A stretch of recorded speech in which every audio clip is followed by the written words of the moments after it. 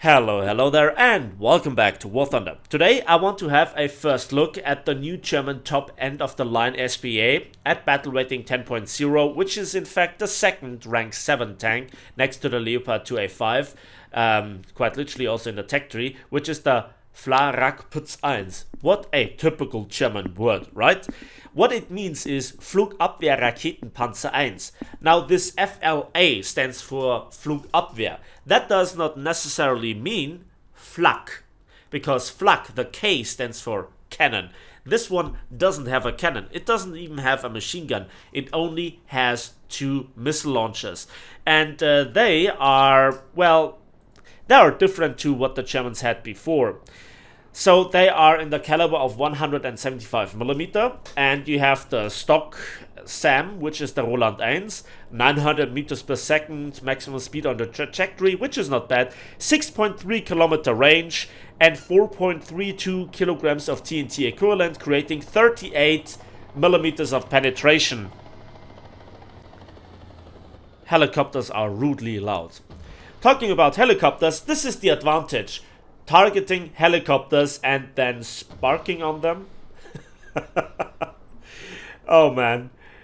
So it needed 2 SAMs, and there you can enjoy the reload mechanism, which looks cool, but ultimately I was really annoyed with that SAM going off prematurely, it seems. And that is something that I've observed in quite a few battles. So this is a little bit of a battle compilation, but let me continue to talk you through. So the tier 2 upgrade is the Roland 3, which costs 1,300 civil lines per missile, has the same maximum speed but a range of 8.5 kilometers and a 5.8 kilogram heavy TNT equivalent warhead, creating 48 millimeters of penetration. 48 millimeters of TNT blast penetration at any range, at any angle. Keep that in mind when you see some examples versus tanks later on. So the playstyle is very defensively, very passively. You just monitor the horizon, you look at your radar, but you also spot for normal, normal dots, normal aircraft. And if it works like this, with a good lock-on, where the missile just goes straight for the target and blows it up, everything is fine. And that sometimes is the case. Very often, you encounter some issues and lack of radar lock-on, there is no radar contact in the first place. That was again a spark, that cost me a kill. It didn't even register a hit.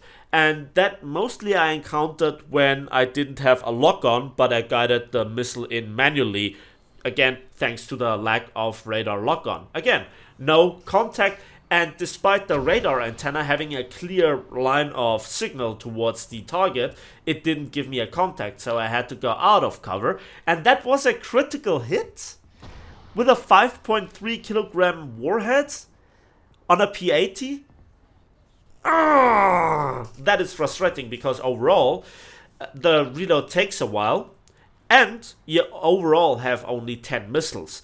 The reload in the cap is okayish, but still you are in the cap, you're exposed, artillery strikes, enemy tanks with AP-FSDS, etc. That was, by the way, a mistake that I launched both, but ultimately I got the kill, so whatever. And I rebalanced here an enemy. So the actual thing here is that it has the advantage of the long-range engageability versus helicopters in particular, or jets that are just absolutely oblivious to your presence and flying in a straight line. Yeah, then you have an advantage over the Gepard, the 8.0 SPA. But many kills, not only just versus helicopters flying directly above me or aircraft nearby, but also versus tanks, I would have gotten with the Gepard with ease. Again, we will see some hilarious example later on. And again, I couldn't really get on target with this guy. Probably bad aim, but whatever.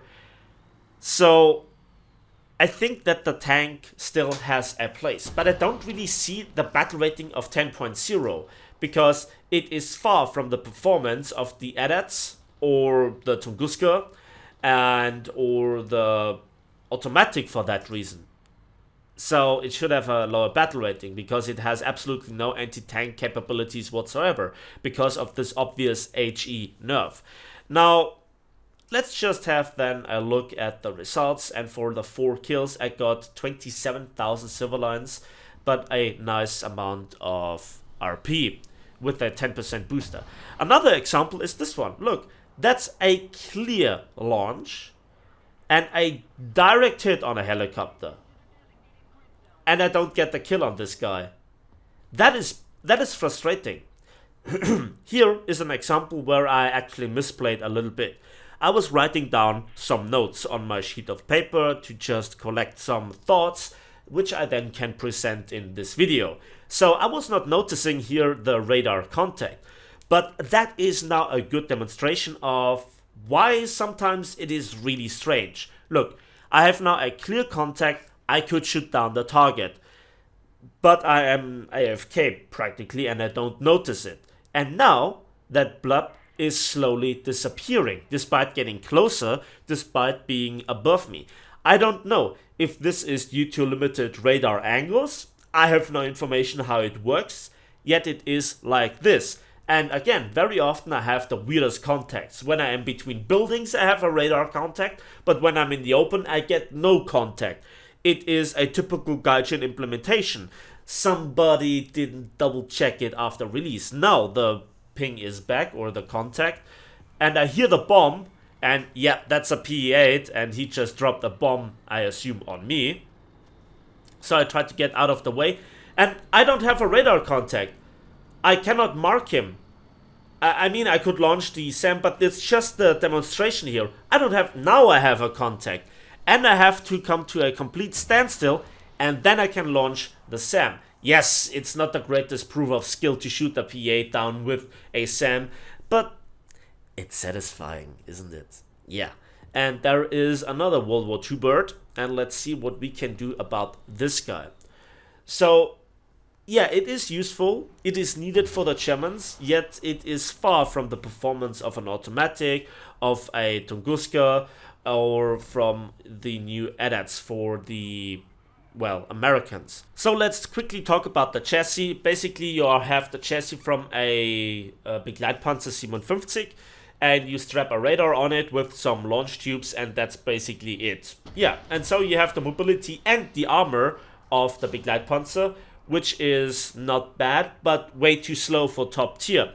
You also cannot fire on the move, and yes, I just dodged an APFSDS after the first hit. And I have multiple radar contacts, so I know I have to engage them. I need to help my team early on to reduce the helicopters, to prevent them from ATGMing my teammates. That is my sole purpose. I have no other use for my team. And that is already creating a big problem. Again, we see a hilarious example later on, because if you have multiple of those tanks in your team, they have no anti-tank capabilities whatsoever. They cannot help repair teammates, they cannot scout, they only have an artillery strike and one launcher of smoke, or 2 launchers, and that's about it, okay? And you are not the smallest of targets. Talking about targets, what about a Abrams? So there we go, and yeah, we fired this 48mm penetrating HE missile at the turret front of the Abrams, and we track him, we kill the driver, and we also get the gun breech, or the gun barrel rather, and now I try to finish him off, which doesn't really work out all that well, but more on this in a moment. So again, it is now difficult to discuss what the value of this tank is, because very often in many battles I had nothing to do. The previous example where I waited for this P8, there was nothing in the air for 6 minutes. 6 minutes just standing around and hoping that you don't get rushed by anything of the enemy team, where you have no chance to defend yourself. Again, a even more hilarious example later on. And this guy had enough time to completely repair, and then he screws up the second shot, but not quite, and so I can send a missile again into his tracks, which again damaged his gun barrel, and now I can't even reload because he destroyed that mechanic. Yeah, And at some point, he makes so much fuss about it that I get killed in just a few moments from the capture zone. But I drop an RT strike nevertheless. So that is just that one example. Now let's come to another example where we have again a weird compilation of contacts between the houses. Now I just had some radar contacts. Now in the open, now I get the contacts, which is fine. And I launch the missile without the lock on, and this time it works to my satisfaction. Good stuff right there. So nothing to complain right here. But very often in city maps, to make use of the radar is difficult, to say the least. That's just the nature of it. One other reason why I really don't like city maps all that much. But look at this. Look at this. 48 millimeters of HE penetration versus 13.5 millimeter of Soviet armor. We hit the turret and we splash down, setting him on fire, tracking him and destroying the engine. Watch this again. And this fence is not modeled in War Thunder, and even then it should create hull break. It didn't penetrate the 13.5 millimeter of armor and didn't destroy the tank. If not that, what else should I be able to destroy? A Soviet main battle tank from the front just seconds later? Well, again, we got his gun barrel, we got his track, but we cannot splash him in any way. And also the trajectory at close ranges is a bit different from your line of sight, so I tried to kind of splash down on the driver's edge, but yeah, it didn't really work out. And again, dropping artillery strike as the last resort, and then moments later getting finished off by another tank.